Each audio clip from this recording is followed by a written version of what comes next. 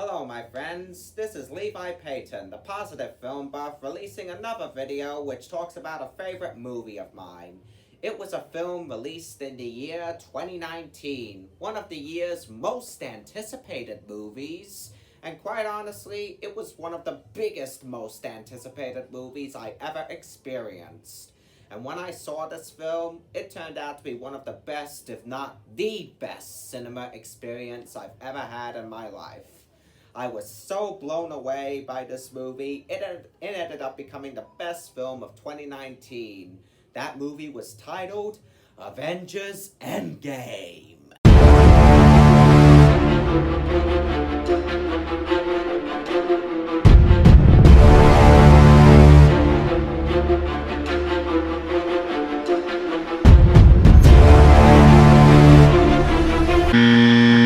Huh? What was that?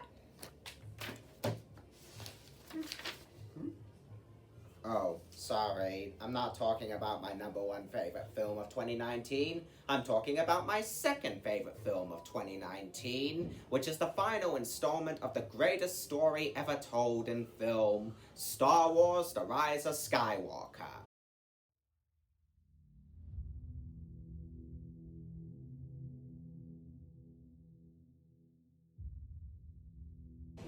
This is the third and final installment of Star Wars' sequel trilogy, and the final installment of the franchise's main story, the Skywalker saga in general. I have long been a fan of Star Wars since childhood, watching and loving the original trilogy and the prequel trilogy, and watching several TV shows and playing several video games. As I said dozens of times though, Disney's sequel trilogy, which began with The Force Awakens in 2015 and continued with The Last Jedi in 2017, made this franchise even more spectacular than I could possibly imagine. The final installment was on the ultimate mission to not only complete this trilogy, but finally complete a story that has been going on for 42 years. Does it do all of that? Well, I think this review is gonna be big and interesting in a lot of ways, just like the film itself. 1 year after the events of The Last Jedi, the Resistance continues its fight to save the galaxy from the clutches of the villainous First Order. Former scavenger turned hero Rey is trained by General Leia Organa to be a new heroic Jedi, while all the Resistance heroes, including Finn, Poe Dameron, Chewbacca, BB-8, C-3PO, R2-D2, and more, attempt to keep the fight against the First Order going. However, something truly unexpected happens that pushes the war to more dangerous levels. The ancient Emperor of the Sith, Palpatine, has mysteriously returned, and is unleashing a sinister power that could both allow the First Order to achieve victory and the Sith to finally seize control of the galaxy forever. Now the Resistance, joined by allies old and new, are more determined than ever to save the galaxy from the ultimate evil, while Rey begins to discover something else about this entire turn of events, and she faces a series of increasingly intense events, including several epic confrontations with the First Order's supreme leader, Kylo Ren, in her final quest to save the galaxy and discover her destiny. The director and co-writer of The Force Awakens, J.J. Abrams, returns to direct and co-write this film, with the writer from Argo, Chris Terrio, also joining in as co-writer. As I watched this story, I could see that they were trying to achieve something very tricky. They're trying to return to the fun, action-packed, adventurous nature that The Force Awakens had, and they're trying to keep intact the same epic, bold, and risk-taking storytelling that The Last Jedi had.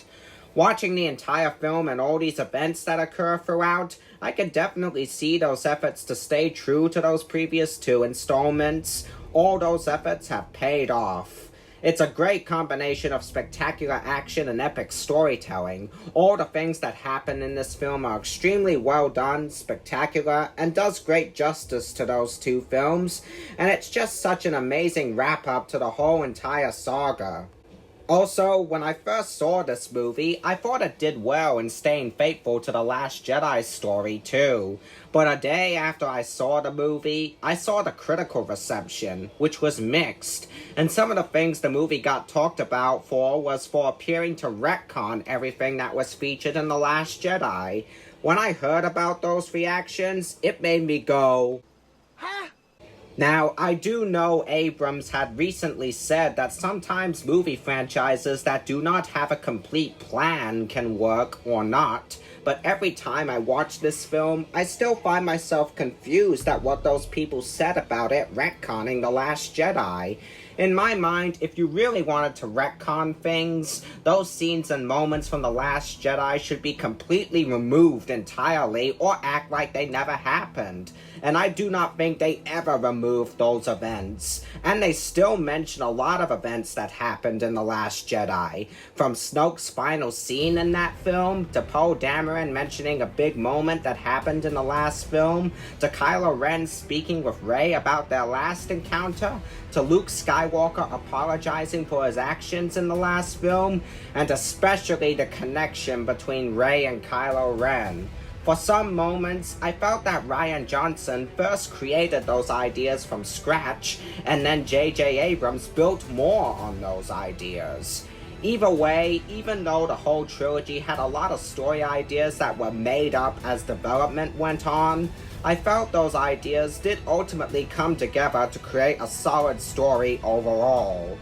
Anyway, let's move on to the action scenes, and I have to say, I think the action is at its all-time best here in this trilogy. We've got the spectacular outer-space battles and chase sequences and the battle sequences on the planets, and they're all fun and awesome as always. But the one action sequence that has really stepped up from the previous two are the lightsaber duels.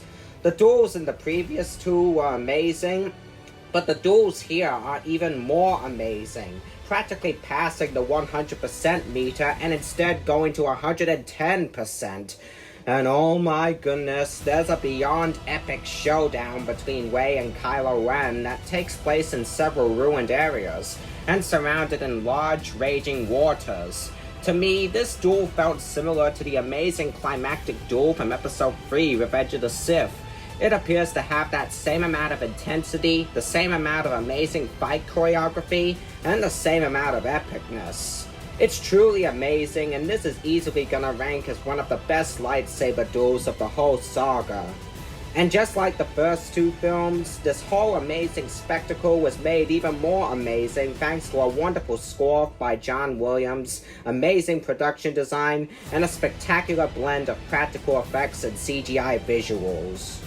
Now let's again move on to the characters, as well as the returning cast. Rey continues to be such an amazing heroic character to root for, and her story continues to be taken in many interesting areas, and Daisy Ridley once more gives such a solid performance. Finn and Poe Dameron, played again by John Boyega and Oscar Isaac respectively, also continue to be entertaining heroes, while the film also gives them a lot of great opportunities for them and Rey to work off each other and be together all the way through, and their camaraderie is very entertaining. The villain, Kylo Ren, once and for all earns his status as the best character in the whole sequel trilogy, with a beyond amazing role and villainous presence, all delivered grandly by the performance of Adam Driver. Memorable characters like BB-8, Chewbacca, and R2-D2 remain entertaining, and returning supporting actors, Domhnall Gleeson as General Hux, Kelly Marie Tran as Rose Tico, and Lupita Nyong'o as Maz Kanata, once more delivered solid performances as their respective characters. And like The Last Jedi, we are given 3 new supporting characters that succeed in being memorable, including a mysterious ally named Janna, played by Naomi Ackie, a villainous First Order general named Pride, played by Richard E. Grant, and a masked criminal named Zori Bliss, played by Kerry Russell. Plus, the more times I watched this movie, the more I was amazed at how several of these supporting characters still managed to deliver standout moments in the whole story despite their supporting roles. Examples include Zori Bliss helping out our heroes when they visit her planet, Allegiant General Pride ultimately serving as the lead commander of the First Order, and Janna serving as a huge help in the final battle. In my mind, I keep seeing a lot of supporting characters always get their moments to stand out and serve some great importance to the story, and that's very impressive. Now, fittingly, I've saved the best for last, praising the performances from the 5 returning original actors that have been a part of this saga since the very beginning. Since this is the last film, I felt it would be very nice for a fan like me to praise all the original actors and characters equally. Despite Carrie Fisher's death, this film had actually managed to find a way to have Leia Organa still return in this film. The film had taken unused footage Fisher shot as Leia for The Force Awakens, put all the footage in this film, and somehow it looks like Leia's scenes managed to fit brilliantly into the story. In the end, we are given one last magnificent performance from Carrie Fisher as Leia, and a truly wonderful send-off.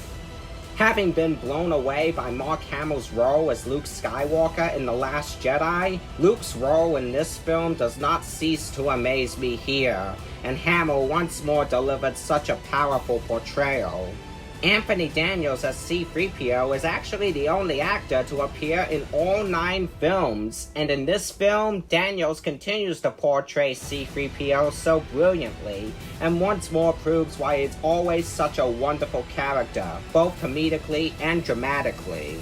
Making his long-awaited return since his last appearance in Return of the Jedi, Billy D. Williams delivers a great performance just like the original 3 actors did in The Force Awakens, proving that despite being at old age, Lando Calrissian is, and always will be, a charming, heroic character.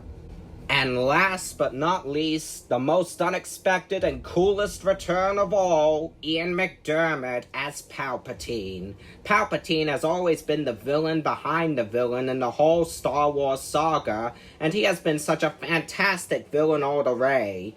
His role in this film, even though it put off a few fans mainly for coming out of the blue and given little to no explanation, is still 200% fantastic, as well as very spine-tingling, and I believe Palpatine in this movie is where he's at his most villainous yet, and McDermott once more delivers such an amazingly villainous portrayal.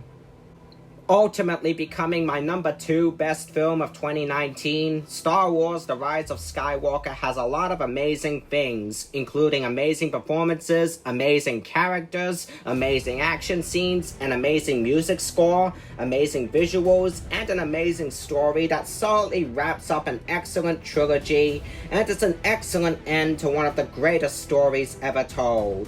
Please, by all means, go see this movie. It is so amazing. To conclude, I say my heartiest congratulations to Disney for not only continuing and ending such a great story, but for giving me my all-time favorite Star Wars film with this entire sequel trilogy. I'm happy to say that the Force will be with Disney. Always.